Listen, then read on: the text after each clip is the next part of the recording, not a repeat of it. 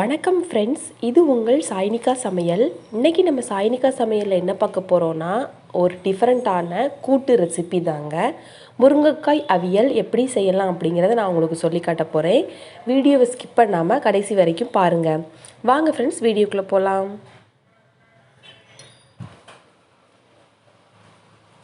இப்போது இந்த அவியல் செய்கிறதுக்கு அடுப்பில் ஒரு கடாய் வச்சுக்கலாம். கொஞ்சமாக ஆயில் ஊற்றிக்கலாம். ஆயில் ஹீட் ஆனதும் ஒரு ஸ்பூன் கடுகு சேர்த்துக்கலாம். கூடவே ஒரு ஸ்பூன் ஜீரகம் சேர்த்துக்கலாம். ரெண்டும் நல்லா பொரிஞ்சதுக்கப்புறமா நம்ம நறுக்கி வச்சுருக்கிற ஒரு பெரிய சைஸ் வெங்காயத்தை சேர்த்துக்கலாம். வெங்காயம் நல்லா வணங்கட்டுங்க.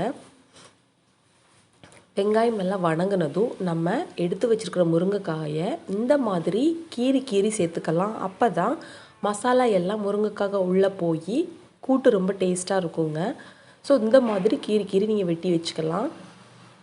இப்போது இது எல்லாத்தையும் சேர்த்து நல்லா ஒரு டைம் பரட்டி விட்டுடலாம். தேவையான அளவு உப்பு சேர்த்துக்கலாங்க. கூடவே கொஞ்சம் மஞ்சள் தூள் சேர்த்துக்கலாம். எல்லாம் சேர்த்து முருங்கைக்காயில் படுற மாதிரி நல்லா பரட்டி விட்டுடலாம்.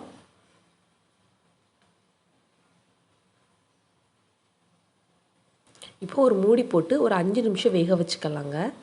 5 நிமிஷம் கழித்து நம்ம ஓப்பன் பண்ணி பார்க்கும்போது பாதி வெந்திருக்குங்க. இந்த டைமில் நல்லா ஒரு டைம் கிளறி விட்டுடலாம், இல்லைன்னா அடி பிடிச்சிரும்.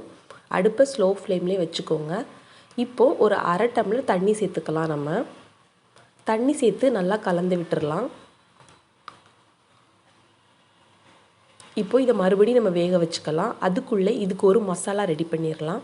ஒரு மிக்ஸி ஜாரில் ஒரு கைப்பிடி அளவுக்கு தேங்காய் சேர்த்துக்கலாம். கூடவே 3 பச்சை மிளகாய் சேர்த்துக்கலாம். ஒரு 1/4 ஸ்பூன் ஜீரகம் சேர்த்துக்கலாம்.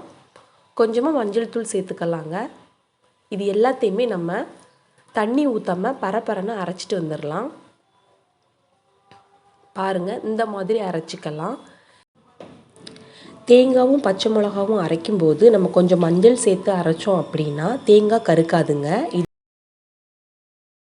இப்போது முருங்கைக்காய் நல்லா வெந்துருச்சு. இப்போ நம்ம அரைச்சி வச்சுருக்கிற மசாலாவை இதில் சேர்த்துக்கலாம். மசாலாவை சேர்த்து நல்லா ஒரு டைம் பரட்டி விட்டுடலாங்க. மசாலா எல்லா முருங்கைக்காயிலையும் கோட் ஆகுற மாதிரி நல்லா நம்ம பரட்டி விட்டுடலாம். அவ்வளோதாங்க, நம்மளுடைய சிம்பிளான முருங்கைக்காய் அவியல் ரெடி ஆயிருச்சு.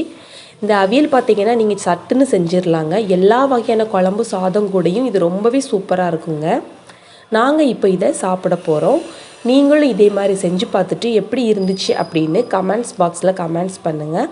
மறக்காமல் நம்மளோட சாய்னிகா சமையலை சப்ஸ்கிரைப் பண்ணுங்கள். உங்களுக்கு இந்த வீடியோ பிடிச்சிருந்துச்சு அப்படின்னா லைக் பண்ணுங்கள், ஷேர் பண்ணுங்கள். தேங்க்ஸ் ஃபார் வாட்சிங்.